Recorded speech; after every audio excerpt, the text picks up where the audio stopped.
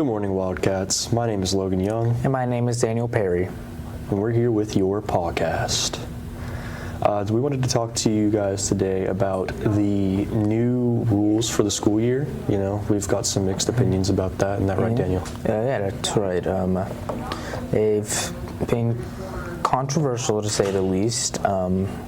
I've heard many complaints about them. A lot of the times, it's not just the rules themselves, it's just straight up the punishments. Yeah.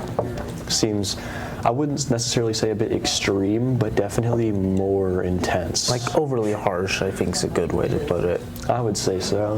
There's lots of people, not like actively retaliating, but, they've definitely made their opinions clear, about how they don't, necessarily care for the new rules set in place or the new disciplinary action. Were you there for the student meetings? Yeah, I remember seeing a lot of outcry online about the way they were treating the kids and stuff. Yeah, I was there for the senior meeting a few months ago, back when they were doing all that for the class meetings and whatnot. There was there was people actively booing from all over the auditorium, and that's unheard of. It's a really rare occurrence. So to get such such backlash, definitely makes it a topic worth talking about and going a bit more in depth on. I don't know. From what I've seen, I definitely think, while controversial, it's like a prohibition type thing where it's just never enforced. At least I have never seen it enforced. So it's one of those things where it's True. if you're not going to enforce it, what's the point? And frankly, I just see no purpose to it. I understand stuff like the phones and dress code can be important, but the problem is we're seeing the department face massive budget cuts, and I feel like they're stretching their resources so thin that I feel like in a school of almost 3,000, there's much more important issues to tackle than dress code. I've walked in the bathroom and I've seen kids huddled up just all vaping and just nothing done about it. Yeah, that's still a very big problem today. They've definitely done more about it, because they have the people monitoring the halls and whatnot, and in between classes they do the bathroom checks, but people just adapt to it. If there's a will, there's a way to that sort of stuff, man. And until they find a good way to conquer that, it's just going to keep happening, and that's just the sad truth to it. But I feel like dress code and the cell phone rules, I do see the purpose behind it, although the action, the disciplinary consequences for dress code do seem a bit extreme, I would say. It's also it's not clearly defined what dress code is, because they say it's clearly defined, but I've seen teachers despite literally having presented on the stage, pajama pants are allowed, I've seen teachers dress code people for pajama pants. Yeah, I have a friend that was just dress coded a few days ago for pajama pants, which I think that's just a bit too much, let people be comfortable. Yeah, and it's not even just the fact that it's pajama pants, it's the fact that, you literally showed in front of the entire school pajama pants are allowed, and yet now you're considering it a disciplinary infraction without any warning. You never told anyone, hey kids, pajama pants aren't dress code anymore. True. That's not really a school-wide thing, though. It's more so teacher by teacher. You'll have some who are a bit, I wouldn't say meaner, but more strict about their enforcement and what they would deem dress code, because going back to my friend who got dress coded for the pajama pants, they dropped that, as soon as he walked into the office, they were like, yeah, no, you're good. Yeah, no, and that's my big thing, is I feel like there's a lot of confusion about not just dress code, but phone policy and all that stuff, and I feel like a lot of it's being left up to interpretations by the teacher, which I think is a huge problem, because as you just brought up in that scenario, you just wasted everyone's time. Now that kid missed valuable school time, like education time, that they insist this is all for because of a disciplinary infraction that was dropped the second he went to discipline. Yet, so you spend all this time arguing, oh, we're doing this so the kids can spend more time learning, yet you're wasting everyone's time by taking them out of the classroom for an infraction they did not commit, but because it wasn't clear how you needed to prosecute, you interpreted it wrongly, and now that is what happened. I feel like specifications are definitely necessary. You know, it's nice.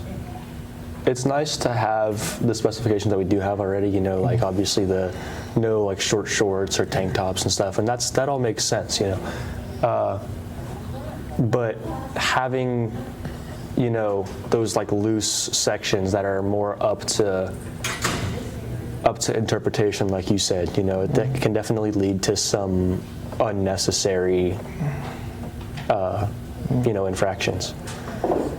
And even like I said, it does seem a little vague at points, and my counter argument to that is, even when they're making clear what it is and what's not, teachers are still sending kids for something that's clearly like not an infraction, and I feel like there should be something done about that, because I say it's not just that you're sending students there, you're now sending like them down to discipline, and that discipline, and the person in discipline working there who had to tell that kid not to do something, they just took their time away from being able to do something. I mean, I don't want to sound extreme, but like, oh, if that spends 5 minutes, what happens if that prevents them from going to like stop a fight or something? Yeah, true. That's definitely, you know, I wouldn't say it's too extreme, because there's stuff like that does happen. You know, like people in discipline are stuck up there with people who are getting sent down for, you know, things that aren't even dress code, that, you know, certain people are saying are dress code or being sent down for, and it's taking away from the more serious issues like vaping and fights and whatnot. But while the dress code section is definitely a bit extreme, I do feel like the cell phone rules are reasonable. I believe these cell phone rules are reasonable, but it still goes back to the same argument of there's not enough clarity about it. Like you say, okay, you can use it for classroom use, but like if you have to get it pre-approved, why are you forcing the teachers to have their lesson plans like this? Or like, oh, a teacher says a kid can listen to music. Well, how is it any different if the kids listen to music on their school computer than if they're losing it on their phone, which is in their backpack and they're not using? You know, I understand that. I think it's more so just the distraction. You know, people are like, oh, you know, it's more easily accessible than the Chromebooks, and you know, there's more like routes you could go on your phone, you know, like Snapchat, TikTok, all the social medias and stuff. Yeah, although the internet here kind of doesn't allow that.